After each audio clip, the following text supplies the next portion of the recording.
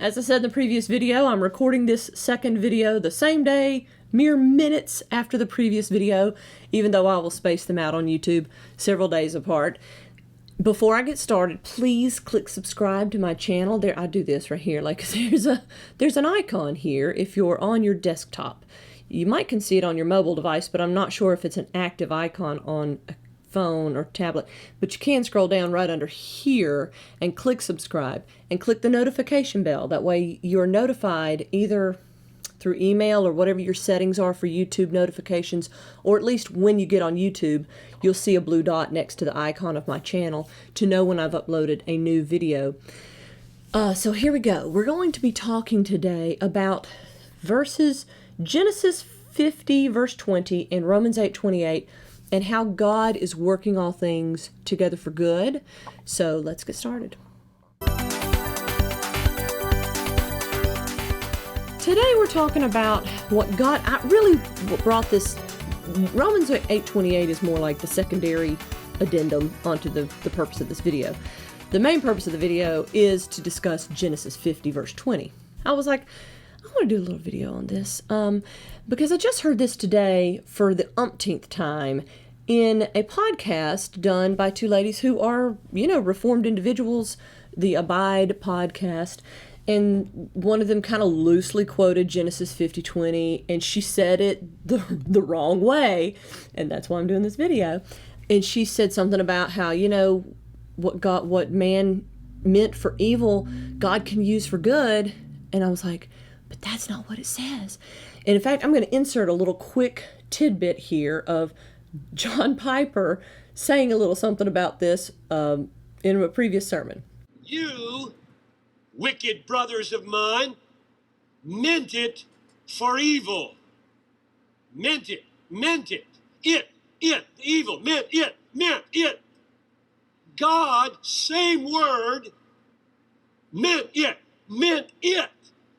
Evil, meant it for good. I could just go home now.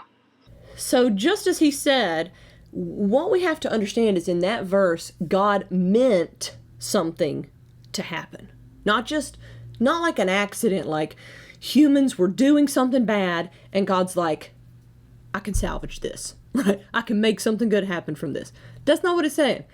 It's saying God meant it, meant it to happen.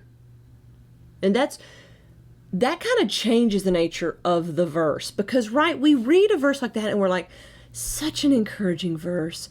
What man intends for evil, God can use for good, right? Or God can make it good. But when you think God meant it for good, then you're kind of like, I don't know how I feel about that. Like God, right?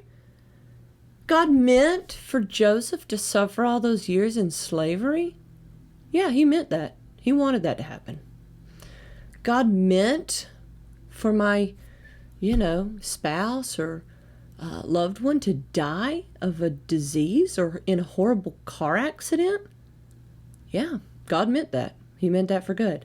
So it's not like God's working, not like he's a potter working on the wheel and the clay is getting all wobbly and it's about to splatter and because man is intending it for evil, but God's like, I can do something with this. I can still make it work. Right? God is not trying to salvage it to make something good. He's not losing control. Have you ever, this goes along with Romans 8:28, right? It says God works all things together for good for those who love him and are the called according to his purpose. I like to say it that way because that's how it says in King James, the called. God works all things. So nothing is out of his control. It's not like, I use this analogy of a person in the kitchen. If you've worked in the kitchen, even if it's just making one of your basic meals that you like to make all the time, you understand this. There's certain things that take a little longer to cook than certain other things. So you'll start the things that take longer sooner. So, you start this cooking. And then as it gets heated up, but not too long because you don't want to start sticking to the bottom of the pan. Well, then you got to start this next thing. And then you're letting those things go and you're going over here, I'm going to chop up a salad. Oh, wait, I need to make sure I preheat the oven. Otherwise, it won't be heated in time for me to heat up the rolls for them to be done when the rest of the meal is done. And oh, while I was attending to this started sticking. Let me stir it. Right? That's not how God is. He's not managing our affairs like things are getting out of hand and he's trying to make it all work together in the end. He's not a human in that way. If you imagine a human who can make no mistake in this area of the kitchen, that's God. God is, things are going, different things are happening at different times, and he is over it all, and he knows how it's all going to come together at the end and how it's going to end. He's working all things. You may be in that boiling pot of water right now, but God is working that. He's going to make something great out of it. You may feel like you're on the chopping block right now, but God is going to he's making something good out of that, and he's not losing any sort of control. So looking at the Greek words right here before I wrap up, this will be another short video. The Greek words, I wanted to look it up so I would know before I made this video, that John Piper, I figured he knew what he was talking about. But I just wanted to see, just for the sake of it, what the Greek or Hebrew was. This is the Old Testament, so it'd be Hebrew, for those words in Genesis chapter 50. So in Genesis 50 verse 20, I'm looking on BibleHub.com where I can look up the Hebrew or Greek of a verse. And it's saying what you meant, the word for you meant in Hebrew. I'm not sure how to pronounce it. I'm looking at the English kind of translation guide, and it looks like it says something like hashabtim or hasabtim. That means you meant, and then God meant it. That's haseba-ish, maybe haseba.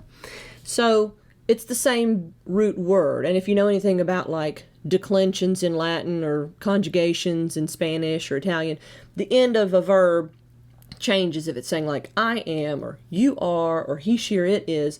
The root is the same and the ending changes. So I figured that's what's going on here. The Hebrew root, H-A-S-A-B, which is the English version of the Hebrew root, I don't know what the Hebrew letters are called, is the same, and then something around it changes to change from you to God. You meant it, God meant it. But it's the same root. So it's saying that something that they actually intended and were doing intentionally, God intended it and did it intentionally as well. Them for evil, him for good. So I just want you to remember the kitchen analogy. If you are feeling like, but I don't want God to mean something to happen to me that I don't want to happen, that's going to be uncomfortable or hurt me or hurt people that I love. But you have to remember, God is God, right? He calls the shots. He's not the one who's on a leash. Every single other creature in creation is on a leash. Even the devil is on a leash. He's not winning. It's not like God is doing his best to defeat the devil and he needs your help. God is intending everything. There's a scripture, right, that says he declares the end from the beginning. He declares everything from the beginning. He knows what's going to happen. He knows what's going to happen in your life and my life. He knew what was going to happen in Joseph's life. He wasn't just letting go of the reins and saying, I'll let them do this and then I'll come around at the end and I'll tie up the loose ends and I'll make something good out of it. I'll salvage it. God doesn't salvage anything. What man intends for evil, God intends for good. So I hope you're encouraged by that. And if you're having trouble with that, if you're thinking, well, now I'm not as comforted if I know that God might be intending, meaning something that is not necessarily something I want to happen. If you're struggling with that, pray. I would say pray about it. Keep reading, keep digging, talk to someone who spiritually guides you, a mentor, a pastor, an elder, and really pray over that and think over that. But I hope you're encouraged to remember that God is in control and he means all things to happen as he wants them to happen according to his will. Please remember to subscribe. Please like this video because that will help it get more views. And share it. Share it with other people, especially if you know anybody who's struggling with whether or not they believe God is truly in control and can be trusted. And I will see you back here soon. Thank you for watching.